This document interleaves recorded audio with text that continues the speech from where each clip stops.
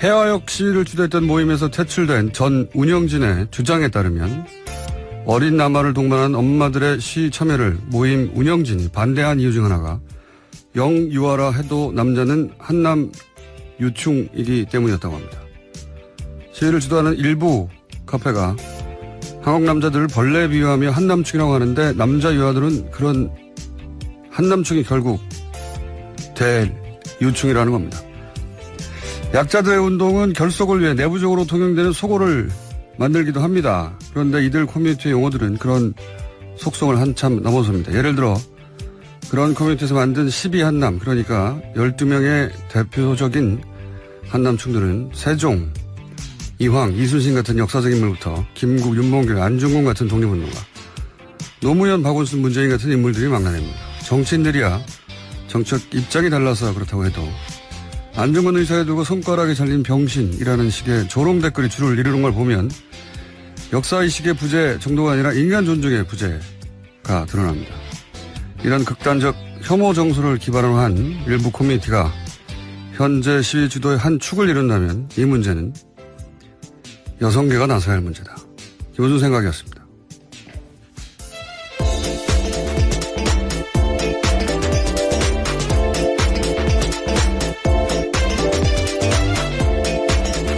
시사인의 김은지입니다. 네. 어제도 얘기했지만 이 남성들이 이런 이슈를 계속 얘기하는 거에는 한계가 있고 일절만 해야 합니다. 근데 한 번 더 얘기하는 이유가 뭐냐면 이게 이제 여성운동 예피를 쓴 극우 커뮤니티거든요. 예. 그러니까 이제 여성운동이 여성이기만 하면 모든 방식을 포용할 것인가, 저는 그걸 결정할 때가 왔다고 보는 건데, 그러니까 이제 싱귤레리티라고 하죠. 특이점. 그러니까 기존의 논리나 논법으로는 설명이 되지 않는 어떤 질적 변화, 그런 임계를 지나고 있기 때문에 이제는 그런 방식은 정상적인 여성운동과 분리하느냐, 그걸 결정해야 되는 특이점이 왔다. 저는 그렇게 보이는 것이, 원래 이제 약자의 운동은 초기에는 주의환기하고 또 그동안 상처도 있기 때문에 때로 공격적이고 자극적인 요소 이런 게 있을 수밖에 없거든요.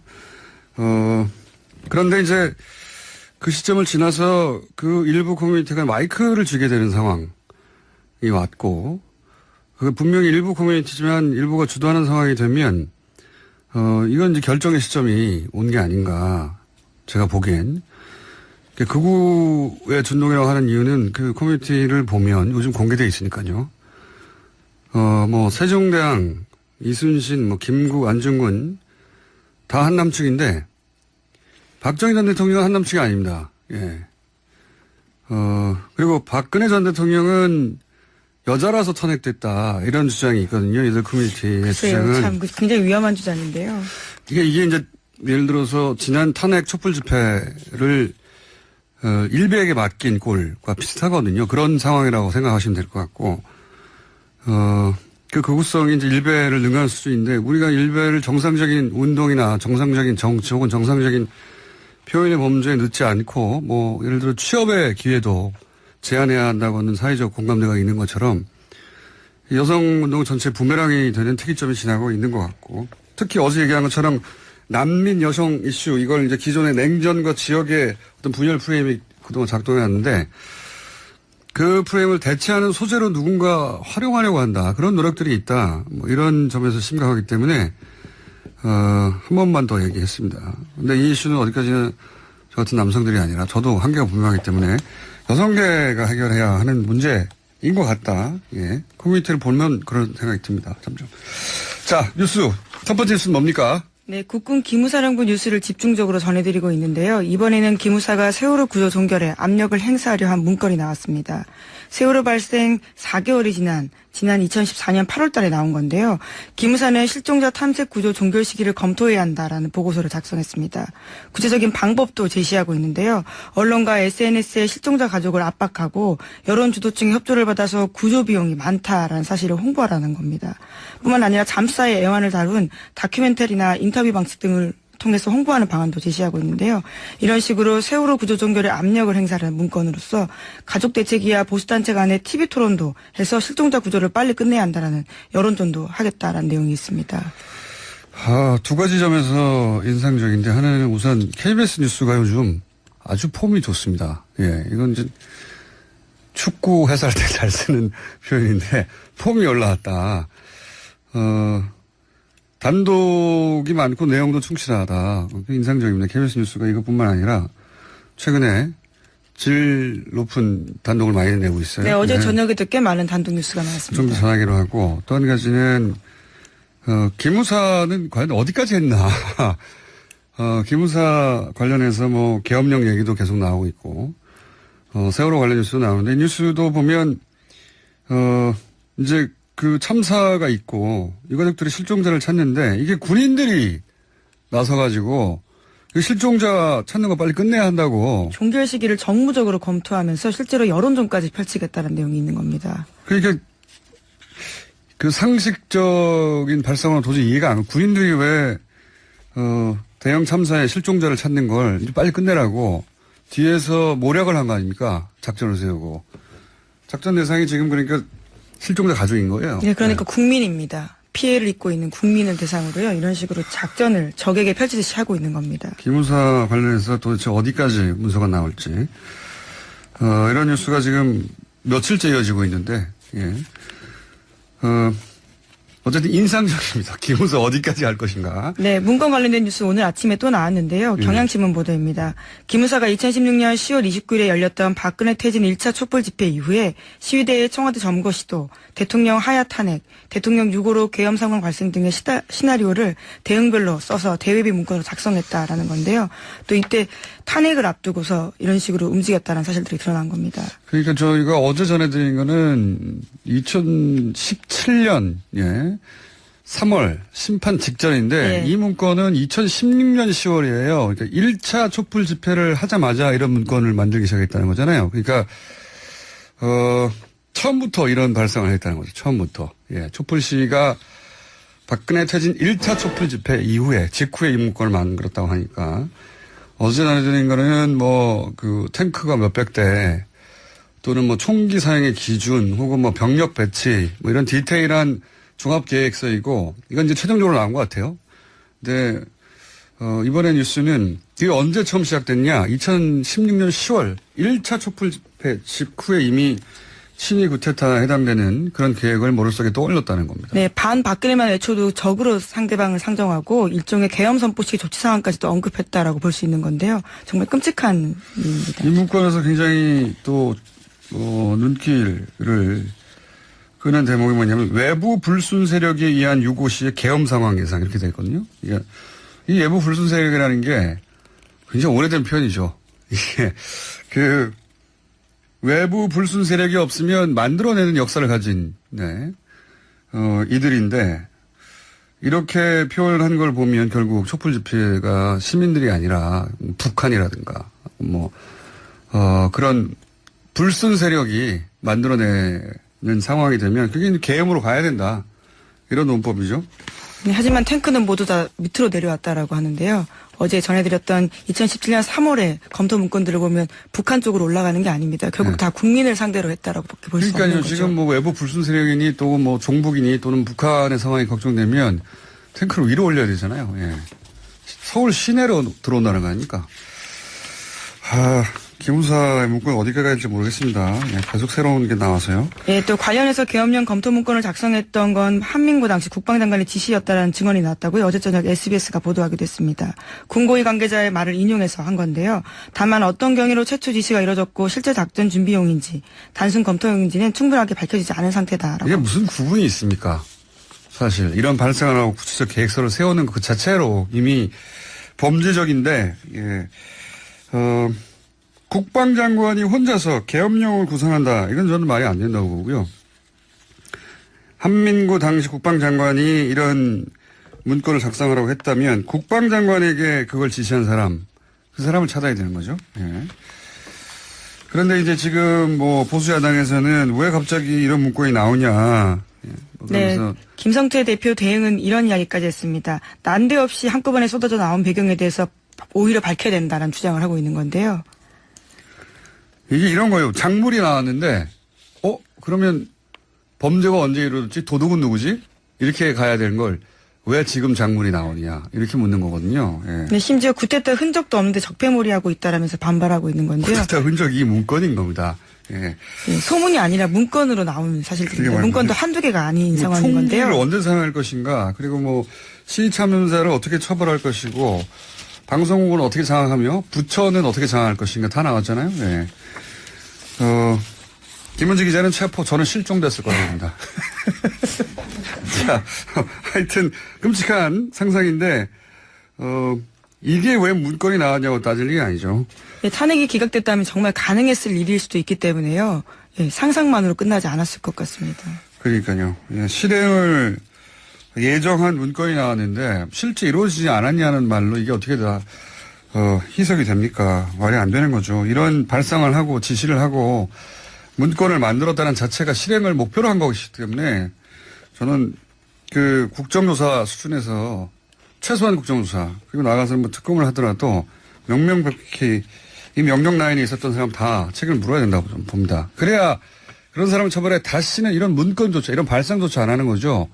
이건 뭐 그냥 발상을 했고 실행 안 됐으니까 그냥 넘어가 버리면 그런 군인들이 계속 군대에 있는 거 아닙니까? 네, 재발 방지의 확실한 방법은 진상조사 그리고 처벌입니다. 자, 기무사 관련 문건 많이 나왔고요. 또 나올 것 같아요. 자, 다음 뉴스는요? 예, 북한 관련된 소식도 전해드리겠습니다. 트럼프 미국 대통령이 폼페이오 국무장관의 세 번째 방북 이후에 관련해서 처음으로 입을 열었는데요. 한국 시간으로 오늘 새벽 자신의 트위터에 쓴 내용입니다. 나는 김정은 북한 국무위원장이 우리가 서명한 계약, 더 중요하게는 우리가 한 악수를 지킬 것이라고 확신한다라는 건데요. 또한 우리는 북한에 비핵화에 합의했다라고도 밝혔습니다. 그러면서 중국 배후론을 밝히기도 했는데요. 트럼프 대통령은 반면 중국은 중국 무역에 대한 우리의 태도 때문에 북한에 부정적 압력을 가하는 것인지도 모른다. 아니길 바란다라는 느낌표까지 썼습니다. 중국이 이제 북미 관계 개선하려고 하는 미국의 의도에 북한을 지렛대로 어떤 물을 먹이려고 한다. 뭐 이런 인식을 가지고 있는 것 같아요. 그게 사실은 아니다. 트럼프 대통령이 그렇게 생각하는 것 같고. 최근에 이제 북미 관계에 여러 가지 복잡한 시그널들이 나오죠. 대통령 폼페이오 장관은 비핵화 약속을 확실히 했다. 뭐 믿는다는 얘기도 하고. 하지만 또 북한에 낸 성명은 북한이 불편해해달라는 것도 좀 드러나고 있고. 뭐 그러면서도 북한도 그렇다고 신뢰가 없어진 건 아니다. 이런 말도 하는 그 혼란스러운 시그널이 있어서 저희가 정세현 장관 오랜만에 모시고 정리를 좀 할 텐데. 그래서 그때 자세히 얘기하겠지만 여기서 제일 중요한 건 그 계약이 아니라 계약보다 더 중요한 악수를 지킬 것이라고 한다. 확신한다고 했는데 이건 사실 그 어떤 형태로든 직접 계약을 해본 경험이 있는 분들은 다 공감할 텐데 계약서를 아무리 자세히 작성을 해도 결국은 기본적인 신뢰가 없으면 계약서가 무용지물이 돼요. 예. 직접 만나서 손을 잡고 악수했다라는 건데요. 문서의 내용보다 더 중요한 신뢰를 지킬 것이라고 믿는다 이런 의미죠. 예, 외무성 담화에서 신뢰라는 이야기가 나왔고요. 또 트럼프 대통령도 그에 맞서서 신뢰에 관련된 내용들을 이야기한 겁니다. 또 폼페이오 장관도 오늘 또 새로운 이야기들을 했는데요.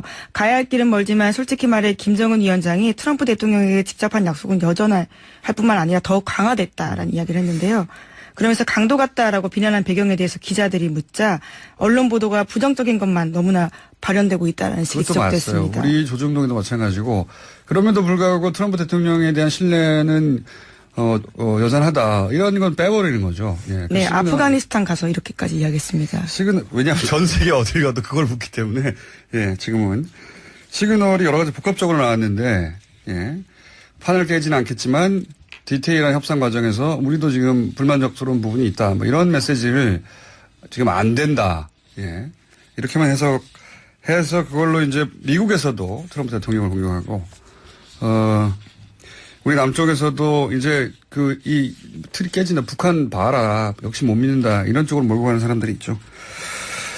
자, 다음 수는요. 네, 법무부 산하 검찰 과거사위원회가 장자연 리스트 사건 본조사를 권고한 뒤에 대검 진상조사단이 본격적으로 재조사에 착수했습니다. 관련된 뉴스도 계속해서 나오고 있는데요. 대검 진상조사단이 장 씨 유서에 남아있는 표현 속 조선일보 방 사장의 아들과 장 씨가 수차례 통화를 했다란 진술을 확보했다고 합니다. 어제 저녁 KBS 보도인데요. 또 조선일보 쪽에서 경찰에 이 통화 기록을 빼달라고 했다라는 관련자 진술도 확보했다라고 합니다. 이거 굉장히 중요한 뉴스네요. 또다시 KBS 단독인데 KBS 퍼포먼스가 확실히 올라가고 있습니다. 뉴스.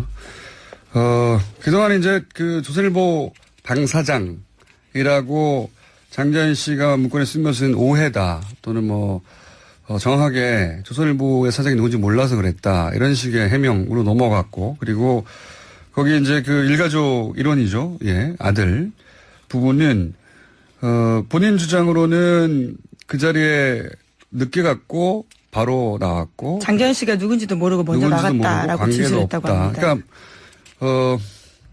아무런 관계가 없고 모르는 사람이라는 취지. 그래서 사실은 검찰은 내사 단계에서 접고 조사를 안 했죠. 그런데 지금 완전히 새로운 진술이 나온 겁니다. 조선일보 한 관계자 발인 것 같은데 조선일보 측의 한 관계자가 그게 아니라 서로 통화하는 사이였다. 예, 당시에 심지어 여러 차례 통화했다라는 건데요. 심지어 그 통화 기록을 경찰에서 빼내려고 고생했다라는 이야기까지 나왔다라고 합니다. 이게 조선일보 측의 인사라서 조선일보 측의 인사가 이걸 거짓말할 이유는 없을 것 같은데 여하간 이게 입증되거나 확인이 되면 사건은 완전히 새로운 국면을 맞이하는 거죠. 모른다고 했던 사람이 지금 9년, 10년 지나서 알고 보니까 통화하는 사이였다는 거 아닙니까? 네, 그것도 조선일보 쪽 핵심 관계자의 말을 빌어서 나온 이야기이기 때문에요. 더욱 신빙성이 높다라고 볼 수 있습니다. 중요한 전환점이 될 수도 있는 그런 보도입니다. KBS 단독이고요. KBS 단독이 또 있어요. 네, 그렇습니다. 삼성 관련된 뉴스인데요. 삼성전자 서비스 노조와의 공작에 경찰청 간부가 관여한 혐의로 구속이 됐는데 이와 관련된 소식입니다. KBS 보도에 따르면 이 간부는 삼성 쪽 대리인으로 노사 협상을 진행하기도 했다라고 하는데요. 그 대가로 삼성에서 받은 금품이 모두 6천만 원이 넘은 것으로 검찰이 파악하고 있다라고 합니다. 하지만 김 씨는 이렇게 해명하고 있는데요. 냉장고와 휴대전화 등 가전제품은 공짜로 받았지만 돈은 받지 않았다라는 겁니다. KBS 도핑 테스트를 해봐야 되겠어요. 뉴스. 갑자기 전방위로 단독을 이렇게 많이 냅니까? 순도 높은. 어쨌든 이것도 KBS 단독인데 한마디로 말하면은 삼성전자 서비스 그 노사 협상 단체 협약을 경찰이 대신했다는 겁니다. 예, 또 노조와의 공작에도 경찰이 나섰다라는 건데요. 그러면 돈 받았다는 거죠. 그렇죠. 예. 물론 본인은 상품권이나 이런 건 받았지만 돈을 안 받았다. 금품만. 예. 예. 현금을 안 받았다는 의미인 거. 뭐가 차이인지는 잘 모르겠지만 어쨌거나 대가를 받았다는 사실을 인정했습니다. 6천만 원에 해당되는 정도의 대가를 받았다고 지금 보도되고 있는데 이게 뭐라고 표현해야 될까요? 갑자기 이 표현밖에 생각 안 나는데 골 때리는 겁니다. 지금 이 양쪽의 중재 역할이나 충돌을 방지하거나 이럴 정도의 역할이 경찰에게 있다고 치면 이거는 삼성의 편에 서가지고 삼성에다 좋은 정보를 주거나 그 정도 수준이 아니라 아예 대신 자신이 협상에 나선 건데요. 단체 협약을 했다는 거 아닙니까? 심지어 그 협상이 굉장히 중요한 협상이었던 게 2014년 삼성전자 서비스에서 여무석 노조원이 목숨을 끊은 바가 있거든요. 그 이후에 열렸던 단체 협약이었습니다. 현직으로 이거는 경찰 출신이 나중에 했다는 게 아닙니다. 현직으로 있으면서 경정이었던 것 같은데 현직으로 있으면서 그 기업의 단체 협약을 아마도 이제 경찰이라서 취득할 수 있는 정보들이 있었겠죠. 그런 정보를 기반으로 교섭을 유리하게 진행할 수 있던 그런 이유가 있었겠죠. 그러니까 나섰겠죠. 그러니까 대가를 주면서까지 삼성이 부린 거 아니겠습니까? 이게 상상할 수 없는 일이에요. 상상. 기업이 경찰한테 현직 경찰이요. 현직 경찰한테 대가 줄 테니까 협상 좀 대신해줘. 근데 실제 해요 이걸 또. 그런 발상도 놀라운데 그걸 또 합니다. 예. 네, 드디어 그것들이 꼬리가 잡혀서요. 이번에 구속이 됐다라고 합니다. 참 삼성 놀랐습니다. 자, 이게 다 KBS 단독이었고요. 자, 시간상 제목 정도 하나. 네, 어제 윤석헌 금감원장이 금융감독 혁신안을 발표했는데요. 그러면서 삼성바이오로직스가 고의로 기업 가치를 부풀렸다라는 사실을 선언했습니다. 그러니까 분식회계가 맞다는 입장을 그대로 밀고 나가겠다라고 선언한 겁니다. 이건 제가 몇 번 전해드렸지만 삼성바이오로직스가 금융위 상임위원이죠, 상급위원이죠. 금융위에서의 이제 회의에서 이게 과외가 아니라 실수 아니냐 이쪽 방향으로 가려고 하는 움직임이 관측이 되자 금감원에서 아니다. 이것은 고의고 그래서 범죄다라고 딱 선을 그어버린 겁니다. 공개적으로. 저는 금감원이 이렇게 한 적이 언제 있나 싶고, 더구나 삼성 같은 기업을 상대로. 금감원이 박수를 받아 마땅한, 예, 크게 박수 받아 마땅한 그런 뉴스입니다. 네, 그래서 다시 한번 전해드렸습니다. 시사인의 김은지였습니다. 감사합니다. 이게 그 상식적인 발상으로 도저히 이해가 안 가요. 군인들이 왜, 대형 참사의 실종자를 찾는 걸 빨리 끝내라고 뒤에서 모략을 한 거 아닙니까? 작전을 세우고. 작전 대상이 지금 그러니까 실종자 가족인 거예요. 네, 그러니까 국민입니다. 피해를 입고 있는 국민을 대상으로요. 이런 식으로 작전을 적에게 펼치듯이 하고 있는 겁니다. 기무사 관련해서 도대체 어디까지 문서가 나올지. 이런 뉴스가 지금 며칠째 이어지고 있는데, 예. 어쨌든 인상적입니다. 기무사 어디까지 할 것인가. 네, 문건 관련된 뉴스 오늘 아침에 또 나왔는데요. 경향신문 보도입니다. 기무사가 2016년 10월 29일에 열렸던 박근혜 퇴진 1차 촛불 집회 이후에 시위대의 청와대 점거 시도, 대통령 하야 탄핵, 대통령 유고로 계엄 상황 발생 등의 시나리오를 대응별로 써서 대외비 문건으로 작성했다라는 건데요. 또 이때 탄핵을 앞두고서 이런 식으로 움직였다는 사실들이 드러난 겁니다. 그러니까 저희가 어제 전해드린 거는 2017년, 예. 3월 심판 직전인데 네. 이 문건은 2016년 10월이에요. 그러니까 1차 촛불 집회를 하자마자 이런 문건을 만들기 시작했다는 거잖아요. 그러니까 처음부터 이런 발상을 했다는 거죠. 처음부터. 예. 촛불 시위가 박근혜 퇴진 1차 촛불 집회 이후에 직후에 이 문건을 만들었다고 하니까 어제 전해드린 거는 뭐 그 탱크가 몇백 대 또는 뭐 총기 사용의 기준 혹은 뭐 병력 배치 뭐 이런 디테일한 종합계획서이고 이건 이제 최종적으로 나온 것 같아요. 근데 이번에 뉴스는 이게 언제 처음 시작됐냐. 2016년 10월 1차 촛불 집회 직후에 이미 친위 구테타에 해당되는 그런 계획을 머릿속에 떠올렸다는 겁니다. 네, 반박근혜만 외쳐도 적으로 상대방을 상정하고 일종의 계엄 선포식 조치 상황까지도 언급했다라고 볼 수 있는 건데요. 정말 끔찍한 일입니다. 이 문건에서 굉장히 또 뭔데 그러니까 이제 싱귤레리티라고 하죠.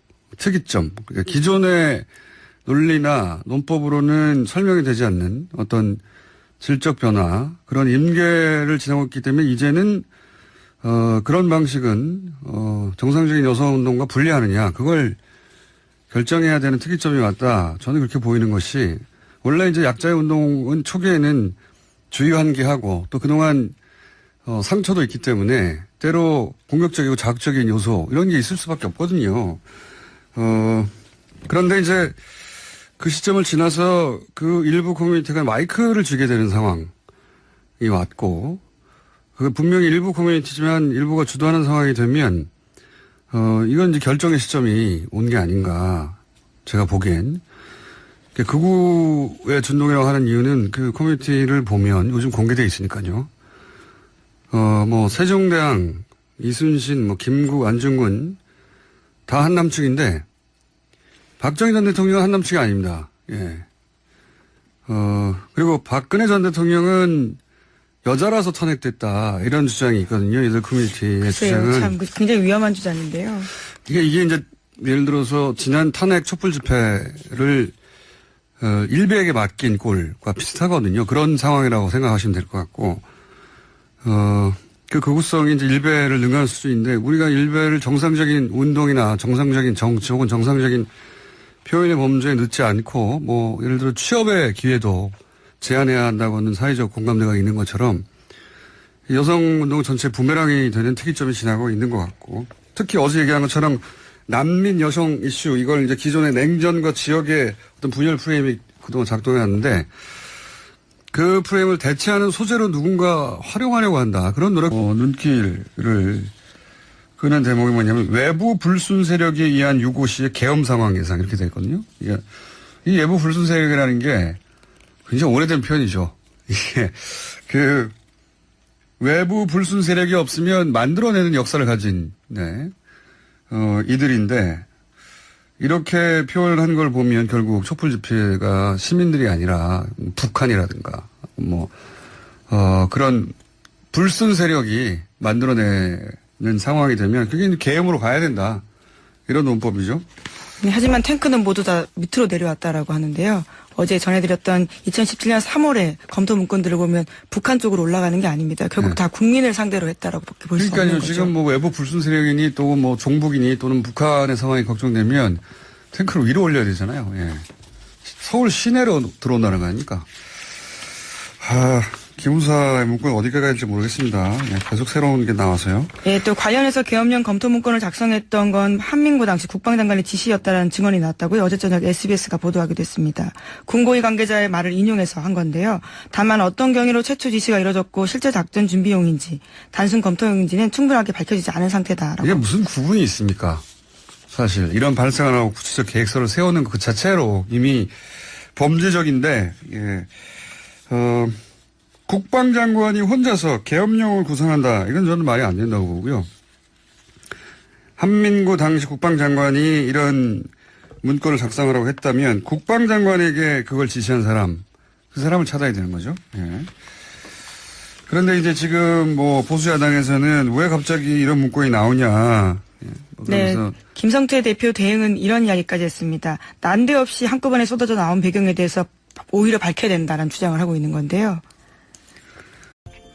해화역 시위를 주도했던 모임에서 퇴출된 전 운영진의 주장에 따르면 어린 남아를 동반한 엄마들의 시위 참여를 모임 운영진이 반대한 이유 중 하나가 영유아라 해도 남자는 한남 유충이기 때문이었다고 합니다.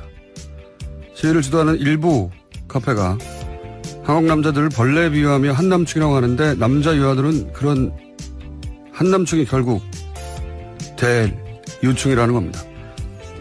약자들의 운동은 결속을 위해 내부적으로 통용되는 속어를 만들기도 합니다. 그런데 이들 커뮤니티의 용어들은 그런 속성을 한참 넘어섭니다. 예를 들어 그런 커뮤니티에서 만든 12한남, 그러니까 12명의 대표적인 한남충들은 세종, 이황, 이순신 같은 역사적 인물부터 김국, 윤봉길, 안중근 같은 독립운동가, 노무현, 박원순, 문재인 같은 인물들이 막나냅니다. 정치인들이야 정책 입장이 달라서 그렇다고 해도 안중근 의사에 두고 손가락에 잘린 병신이라는 식의 조롱 댓글이 줄을 이루는 걸 보면 역사의식의 부재 정도가 아니라 인간 존중의 부재가 드러납니다. 이런 극단적 혐오 정서를 기반으로 한 일부 커뮤니티가 현재 시위 주도의 한 축을 이룬다면 이 문제는 여성계가 나서야 할 문제다. 김호준 생각이었습니다.